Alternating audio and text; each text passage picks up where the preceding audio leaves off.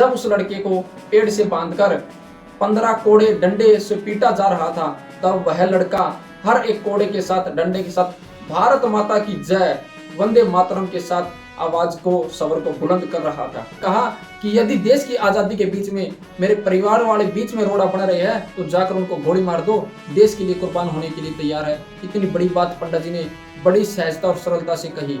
एक गोली रह गई तो पंडित जी को वह अपना वादा याद आ गया कि पंडित जी ने कहा था कि मुझे जीते जी ब्रिटिश फौज कभी पकड़ नहीं सकती, मुझे कभी फांसी नहीं दे सकती। जय श्री राम, जय परशुराम, जय महाराणा। मैं आपका भाई विक्की पंडित हरियाणा, सनातन सेना भिवानी से मैं आप सभी साथियों का अपने इंस्टा व यूट्यूब चैनल पर स्वागत करता हूं। साथियों, आज की वीडियो बहुत ही महत्वपूर्ण वीडियो है। आप मेरे को मात्र 10 मिनट के लिए ध्यानपूर्वक जरूर सुनिएगा। आज मैं आपको एक ऐसे वीर क्रांतिकारी, राष्ट्रवादी, तेजस्वी योद्धा की कहानी सुनाऊंगा जिसने मात्र 15 वर्ष की आयु में अपना घर परिवार को, अपने माता पिता को छोड़कर इस देश को अंग्रेजों की गुलामी से आजाद कराया। ऐसे वीर क्रांतिकारी योद्धा की कहानी मैं आपको सुनाऊंगा जिसे सुनकर आप भी उस योद्धा पर बहुत गर्व महसूस करेंगे। वह आप भी अपने बच्चों को उस योद्धा की तरह प्रभावशाली जरूर बनाएंगे। तो साथियों, बिना समय को खराब किए मैं उस योद्धा की कहानी आपको सुनाने जा रहा हूँ। साथियों, अंग्रेजी अदालत में एक 15 साल के लड़के का केस चल रहा था। जब अंग्रेजी जज ने उस 15 साल के लड़के से पूछा कि आपका नाम क्या है, लड़के ने कहा आजाद। अंग्रेजी जज ने दोबारा फिर पूछा आपके पिता का नाम क्या है, लड़के ने कहा आजादी। अंग्रेजी जज था, यह सुनकर तिलमिला गए। उसने फिर पूछा आपका पता क्या है, उस लड़के ने कहा जेल। अंग्रेजी जज था, गुस्सा आ गया, लाल पीला हो गया। उसके बाद उसने उस 15 साल के लड़के को 15 कोड़े मारने की सजा सुनाई गई। जब उस लड़के को पेड़ से बांधकर 15 कोड़े डंडे से पीटा जा रहा था, तब वह लड़का हर एक कोड़े के साथ, डंडे के साथ भारत माता की जय, वंदे मातरम के साथ आवाज को, स्वर को बुलंद कर रहा था। जब उस लड़के की सजा पूरी हुई, सजा पूरी होने के बाद में जब वह जेल से रिहा हुआ, तब जेलर ने उस लड़के को 3 अन्य पैसे दिए। लड़के ने गुस्से में आकर उस जेलर के पैसे मुंह पर मार दिए।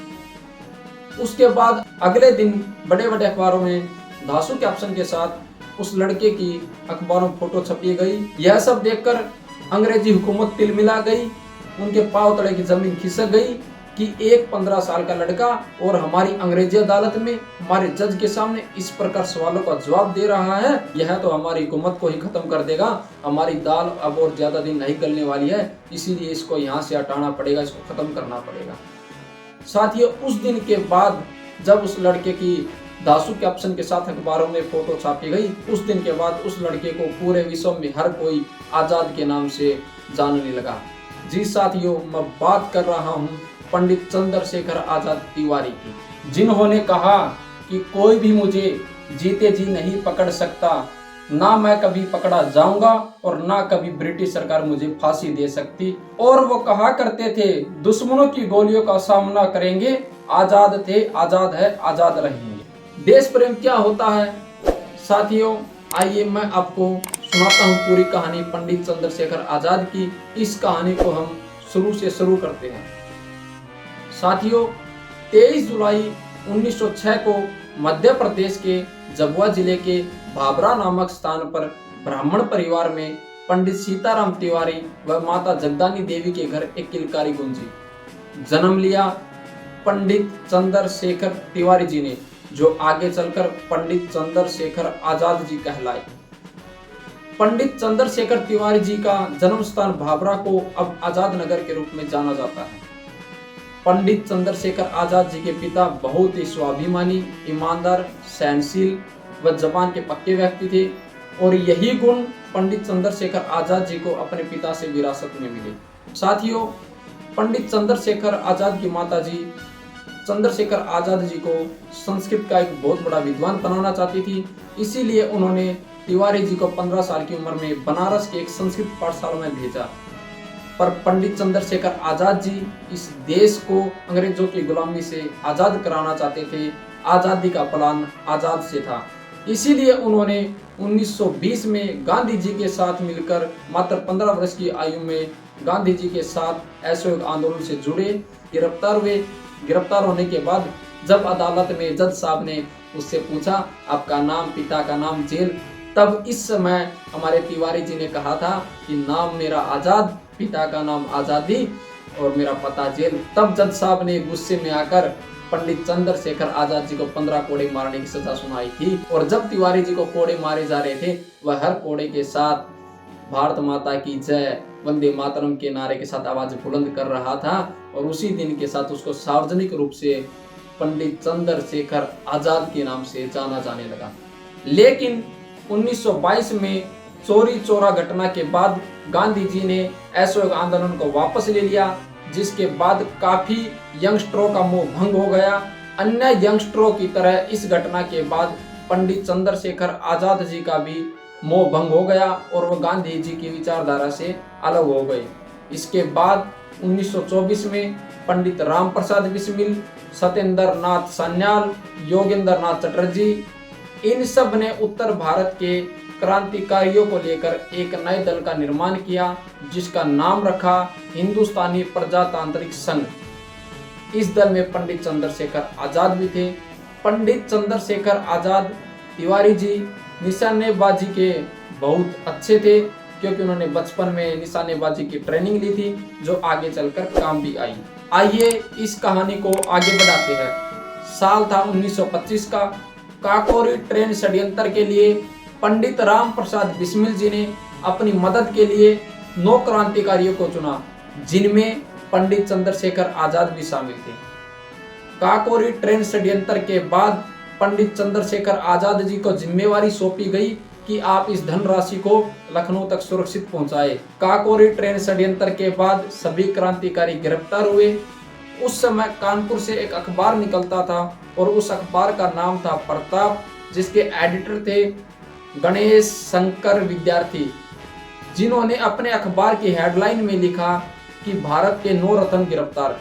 पर कमाल की बात यह थी कि 9 रत्नों में पंडित चंद्रशेखर आजाद जी शामिल नहीं थे।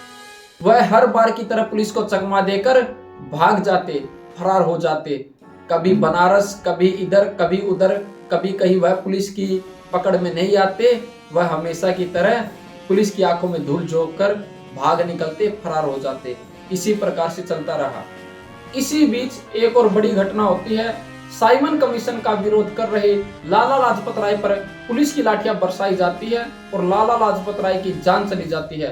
लाला लाजपत राय की मौत का बदला लेने के लिए योजना बनाई जाती है और योजना यह बनाई जाती है कि जिस सैंडर्स ने लाला लाजपत राय पर लाठियां बरसाई, भगत सिंह उस सैंडर्स पर गोली दागेंगे, राजगुरु स्टैंड बाय में रहेंगे और पंडित चंद्रशेखर आजाद जी इन दोनों को सुरक्षा कवर देंगे। यदि हमले के बाद कोई इनका पीछा करता है तो पंडित चंद्रशेखर तिवारी जी इनसे अपने आप निपट लेंगे।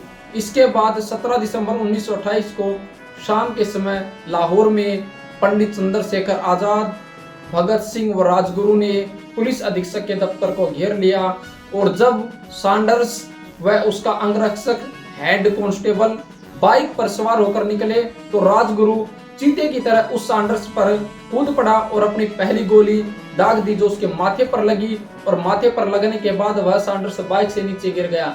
उसके बाद पेड़ के पीछे छुपा भगत सिंह भी उस सैंडर्स पर कूद पड़ा और एक के बाद एक 6 गोलियां उस सैंडर्स के सीने में दाग दी, जिससे उसकी तुरंत मौत हो गई। जब हमले के बाद भगत सिंह और राजगुरु दोनों दौड़ने लगे तो जो सैंडर्स के साथ उसका अंगरक्षक हेड कांस्टेबल था वो उनका पीछा करने लगा। तो उसी समय प्लान में जो योजना थी कि पंडित चंद्रशेखर आजाद जी इन दोनों को सुरक्षा कवर देंगे, तो उसी समय पंडित चंद्रशेखर आजाद जी ने भी उस सैंडर्स के हेड कांस्टेबल अंगरक्षक को वहीं पर गोली मारकर समाप्त कर दिया। इतना ही नहीं, इसके बाद पूरे लाहौर में जगह जगह पर्चे छपवा दिए गए कि लाला लाजपत राय की मौत का बदला ले लिया गया है। उनके इस कदम से समस्त भारत के क्रांतिकारियों ने खूब सराहा, खूब जश्न मनाया। इस घटना के बाद क्रांतिकारियों ने निर्णय लिया कि अब हम सेंट्रल असेंबली में बम फेंकेंगे और अपनी गिरफ्तारी देंगे। पंडित जी यह काम करने के लिए पूरी तरह तैयार थे, लेकिन संगठन के अन्य साथियों ने पंडित जी को मना कर दिया कि नहीं पंडित जी, आपकी जरूरत संगठन को है। तो भगत सिंह ने कहा कि यह कार्य मैं करूंगा। भगत सिंह की इस बात से पंडित जी थोड़े नाराज हुए, लेकिन बाद में सेंट्रल कमेटी संगठन की मीटिंग में भगत सिंह ने अन्य क्रांतिकारियों को भी मना लिया और बाद में भगत सिंह ने अन्य साथियों के साथ मिलकर यह कार्य किया, गिरफ्तार भी हुए और जेल में भी गए। इसी के बीच पुलिस और ज्यादा चंद्रशेखर जी के पीछे पड़ गई कि अब तो इसको पकड़ना ही होगा, वरना पता नहीं है क्या क्या करवाता रहेगा। जगह जगह पंडित चंद्रशेखर आजाद जी को ढूंढा जा रहा था। हर गांव हर शहर में जगह जगह पंडित चंद्रशेखर जी को लेकर पुलिस चप्पे चप्पे पर तैनात थी। पंडित चंद्रशेखर जी के घर पर बार बार पुलिस का छापा चल रहा था। परिवार में भी पैसों की कमी आ गई थी, परिवार में भी पैसों की तंगी आ गई थी, धन की कमी पड़ गई थी। तो पंडित जी का जो संगठन था उसमें अंग्रेज सरकार के लूटने वाला पैसा तो आता ही था, साथ में संगठन के द्वारा भी कुछ पंडित जी को डोनेशन आता था। तो संगठन के अन्य साथियों ने कहा कि पंडित जी इसमें से कुछ पैसा घर भेज दीजिए, घर वालों को जरूरत होगी, घर वाले भी तंगी में चल रहे हैं। तो पंडित जी को इस बात पर गुस्सा आ गया और पंडित चंद्रशेखर आजाद जी ने कहा, यदि देश की आजादी के बीच में मेरे परिवार वाले बीच में रोड़ा बन रहे हैं तो जाकर उनको गोली मार दो, देश के लिए कुर्बान होने के लिए तैयार है। इतनी बड़ी बात पंडित जी ने बड़ी सहजता और सरलता से कही। अल्फ्रेड पार्क प्रयागराज में 1931 में पंडित चंद्रशेखर आजाद तिवारी जी ने रूस की बोल्शेविक क्रांति की तर्ज पर समाजवादी क्रांति का आह्वान किया। उन्होंने संकल्प किया था कि वे न कभी पकड़े जाएंगे और न ब्रिटिश सरकार उन्हें फांसी दे सकेगी। पुलिस की कड़ी मशक्कत के बाद, पुलिस की बहुत मेहनत के बाद फाइनली वह दिन आया जिस दिन पुलिस की मुलाकात पंडित चंद्रशेखर आजाद जी से हुई। वह मुलाकात भी क्यों हुई? पंडित जी का एक साथी था जिसकी पंडित जी से कुछ दिन पहले बहस हुई और उस बहस के कारण उसने पंडित जी के साथ गद्दारी कर दी और उसने जाकर पुलिस को सूचना दे दी कि आप जिस पंडित चंद्रशेखर आजाद जी को ढूंढ रहे हो वह प्रयागराज के अल्फ्रेड पार्क में छिपकर बैठा है, जाओ जाकर आप पंडित जी को गिरफ्तार करो। वह उस पार्क में जाकर छिपकर बैठा है। साथी की गद्दारी का वह इतनी बड़ी मात्रा में फौज की फौज आने का पंडित जी को जरा भी अंदाजा नहीं था। पंडित जी पार्क में अपने साथी के साथ बैठे थे और फौज ने चारों तरफ से पंडित जी को घेर लिया था और दनादन पंडित जी के ऊपर गोलियां बरसाई जाने लगी। पंडित जी ने अपने साथियों से कहा कि तुम निकलो यहाँ से, मैं तुम्हारे लिए कवर फायर करता हूँ।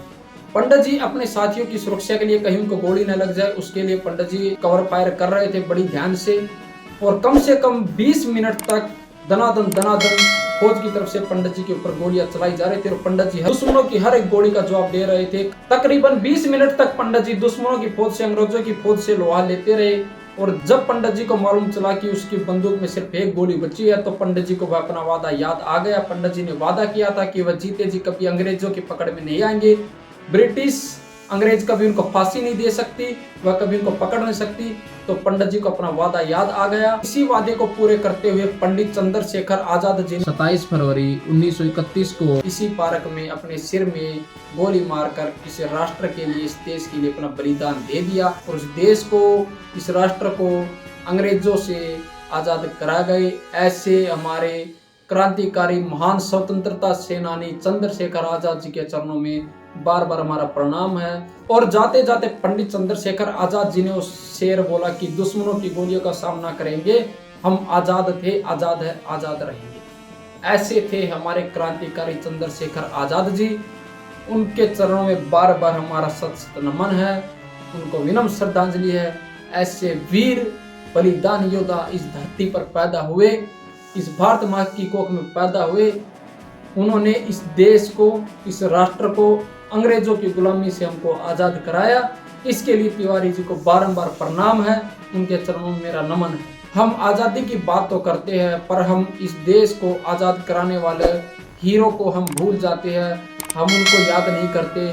याद रखिएगा, इन्हीं वीर क्रांतिकारियों की वजह से आज हम यहाँ पर जीवित है, आज हम यहाँ पर सुरक्षित है, आज हम गुलामी की जंजीरों से बाहर निकले हैं। तो इन योद्धाओं को याद करिएगा और इनके लिए विनम्र श्रद्धांजलि है। तो साथियों, मिलते फिर नेक्स्ट वीडियो के साथ। बने रहे आप अपने भाई विक्की पंडित के साथ। यदि अभी तक आपने आपके भाई के चैनल को सब्सक्राइब नहीं किया है तो आपके भाई के चैनल को सब्सक्राइब करें, बेल आइकन का बटन दबाएं, क्योंकि ऐसी राष्ट्रहित की वीडियो आपके सामने लाता रहूँगा। आप सभी का सपोर्ट चाहिए, प्यार चाहिए। जय श्री राम, जय परशुराम, हर हर महादेव।